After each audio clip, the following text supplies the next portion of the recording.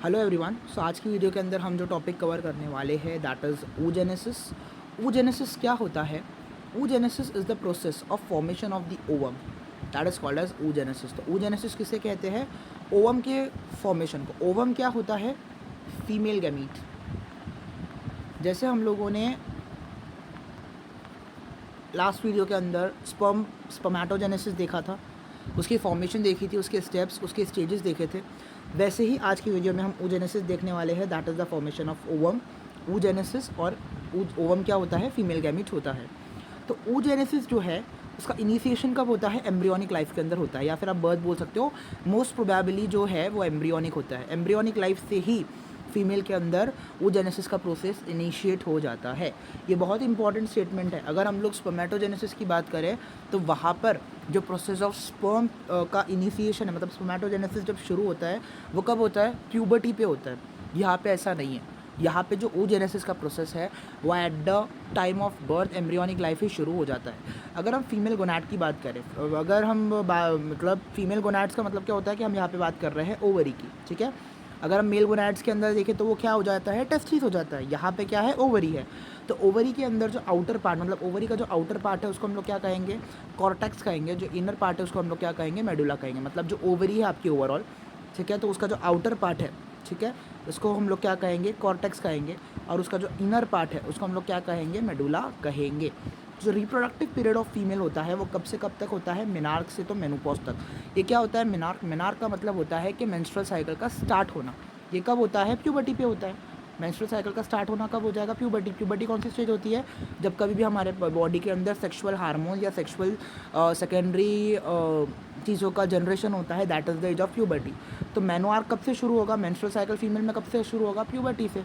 और menopause, menopause का मतलब होता है कि मेंस्ट्रुअल साइकिल का रुक जाना एट द एज ऑफ 45 या एट द एज ऑफ 55 तक फीमेल्स के अंदर मेंस्ट्रुअल साइकिल का होना रुक जाता है। That is the menopause stage. तो मेनोआर्क से लेकर तो मेनोपॉज तक का जो पीरियड होता है that is the reproductive period for the females, ठीक है। तो ये हो गया आपका इंट्रोडक्शन ऑफ oogenesis, ठीक है। तो आप लोग को एग्जाम में लिखना होगा कि that is what is oogenesis। oogenesis is the process of formation of the ovum. Ovum is the female gamete. This oogenesis का process will be initiated from the embryonic life of the female. The ovary which is responsible for the formation of the ovum, उसका outer part क्या है? Cortex है। उसका inner part क्या है? Medulla है। Reproductive period female में कितनी रहेगी? मेनोआर्क से लेके तो मेनोपॉज तक रहेगी, मतलब टोटल 35 ईयर्स तक रहेगी। अब स्टेप्स ऑफ oogenesis देखते हैं। अब यहाँ पे आपका एक डायग्राम बना हुआ है, यहाँ पे हैंड रिटन नोट साइड में ही है। पहले इस डायग्राम को समझते हैं। ये प्राइमरी सेल है, ठीक है, जिसका प्लॉइडिटी क्या है? 2n है। अभी ये मैंने आप लोगों को स्पर्मेटोजेनेसिस की वीडियो में भी समझाया था कि जो oogenesis होता है बेसिकली, माइटोसिस क्या होता है, मियोसिस क्या होता है, ये आपको मैंने समझाया था, ठीक है। अभी इस वीडियो में हम लोगों को क्या देखना है कि 3 स्टेजेस होते हैं या 3 फेजेस होते हैं oogenesis के। सबसे पहला फेज़ होता है आपका multiplicational phase, the next phase is growth phase and the third phase is maturation phase. एक एक करके तीनों फेज़ को समझते हैं। मल्टीप्लिकेशनल फेज़ का मतलब क्या होता है कि सेल का मल्टीप्लाई होना। ये एक सेल से 2 सेल हो गए, 2 सेल से ये 4 सेल हो गए, ठीक है। तो ये क्या है? प्राइमरी सेल है।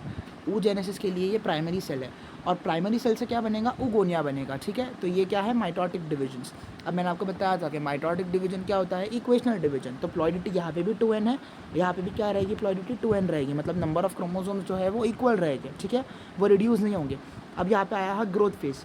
तो अब ये oogonia से क्या बन जाएगा? oogonia से बन जाएगा प्राइमरी oocyte, ठीक है। उसकी प्लॉइडिटी क्या है? 2n है। क्यों 2n है? बिकॉज क्या हुआ है? माइटोटिक डिवीजन हुआ है, तो 2n से 2n की प्लायोरिटी रहेगी। अब जब प्राइमरी oocyte बना तो प्राइमरी oocyte ने क्या किया कि मियोसिस 1 किया। यहाँ पे माइटोटिक डिवीजन था, यहाँ पे क्या हो जाएगा? मियोसिस 1 का डिवीजन स्टार्ट हो जाएगा। तो जैसे ही प्राइमरी oocyte ने क्या किया कि फर्दरली डेवलप्ड हो, मतलब फर्दरली उसने डिवाइड किया, तो क्या बनाया? Secondary oocyte and first polar body. अब क्योंकि उसने मियोसिस 1 किया तो मियोसिस 1 क्या है? रिडक्शनल डिवीजन, ठीक है। तो जो प्लॉइडिटी है वो 2n से होकर क्या हो गई? n हो गई। प्लॉइडिटी क्या हो गई? 2n से होके क्या हो गई? n हो गई। जिसके अंदर क्या हुआ कि सेकेंडरी oocyte बना और फर्स्ट पोलर बॉडी बना। फिर हो जाएगा क्या? मियोसिस 2, ठीक है। इससे 2 पोलर बॉडीज़ बन जाएगी और ये सेकेंडरी oocyte है, ये क्या बन जाएगा? ओवम बन जाएगा। और प्लॉइडिटी क्या रहेगी? n ही रहेगी। देखो इसकी भी n प्लॉइडिटी, इसकी भी n प्लॉइडिटी। मतलब मियोसिस 2 कौन सा है? मियोसिस 2 जो है वो एक इक्वेशनल डिवीजन है which is equal to the which is equal to the mitosis, ठीक है। तो ये जो है 3 फेजेस है। सबसे पहला फेज़ क्या होता है, मल्टीप्लिकेशनल फेज़, जहाँ पे प्राइमरी सेल से क्या बन जाएगा, oogonia बन जाएगा। देन ग्रोथ फेज़, जहाँ पे oogonia से डिवाइड होकर प्राइमरी oocyte बनेगा, और प्राइमरी oocyte फर्दर डिवाइड करके सेकेंडरी oocyte और फर्स्ट पोलर बॉडी बनाएगा। ये फर्स्ट पोलर बॉडी से एक पोलर बॉडी आएगी, और सेकेंडरी oocyte से एक पोलर बॉडी आके 2 पोलर बॉडीज़ बन गई, और ये सेकेंडरी oocyte फर्दरली डिवाइड करेगा टू फॉर्म oogonia, जो कि मैच्योरेशन फेज़ है, ठीक है। और सेकेंडरी oocyte का फॉर्म होना, दैट इज़ सेकेंडरी फेज़, ठीक है। अब यहाँ पे मैंने उसी को हैंड रिटन नोट्स में बनाया हुआ है। देखो, प्राइमरी सेल था, oogonia बना, यहाँ पे भी 2n की प्लॉइडिटी, यहाँ पे भी 2n की प्लॉइडिटी, और फिर उससे क्या बन जाएगा, सेकेंडरी oocyte, उसकी भी क्या है, 2n की प्लॉइडिटी। माइटोटिक डिवीजन, मल्टीप्लिकेशनल फेज़ हो गया। फिर म्यूसिस 1 हुआ, that is the reductional division, जिससे क्या बना, फर्स्ट पोलर बॉडी और सेकेंडरी oocyte। उसकी प्लॉइडिटी क्या हो गई, n और n हो गई, मतलब प्लॉइडिटी 2n से n हो गई। क्यों, क्योंकि म्यूसिस 1 हुआ, that is the reductional division. कौन सी फेज़ हो गई, ग्रोथ फेज़ हो गई। अभी क्या हुआ कि इससे एक पोलर बॉडी बन गई, और सेकेंडरी oocyte फर्दरली क्या करेगा, म्यूसिस 2 करेगा, जिसकी वजह से और डिवीजन होगा। और म्यूसिस 2 क्या है, इक्वेशनल डिवीजन। तो प्लॉइडिटी n थी, यहाँ पे भी n रहेगी, यहाँ पे भी n रहेगी, यहाँ पे भी n रहेगी। फर्स्ट पोलर बॉडी से पोलर बॉडी, यहाँ से एक पोलर बॉडी, तो ये 2 पोलर बॉडीज़ हो गई, और यहाँ पे हमारा क्या बन जाएगा, ओवम बन जाएगा, that is the maturation phase. तो फाइनली हमारे पास क्या आ गया, ओवम आ गया है, ठीक है। फाइनली हमारे पास क्या आ गया है, ओवम आ गया है। तो this is nothing but the process of oogenesis। आप लोगों को अब समझ में आ रहा है कि स्टेप्स आपके 3 आ जाएंगे, मैच्योरेशन, पहले तो मल्टीप्लिकेशनल फेज़, फिर ग्रोथ फेज़, और फिर आपकी क्या आ जाएगा, मैच्योरेशन फेज़, ठीक है। तो this is the 3 steps of the 3 phases of oogenesis, ठीक है। और उसका introduction, what is ovary, outer part of ovary, inner part of the ovary, reproductive period of the female, कौन से टाइम से ही oogenesis फीमेल में शुरू हो जाएगा, एम्ब्रियोनिक लाइफ से, ठीक है।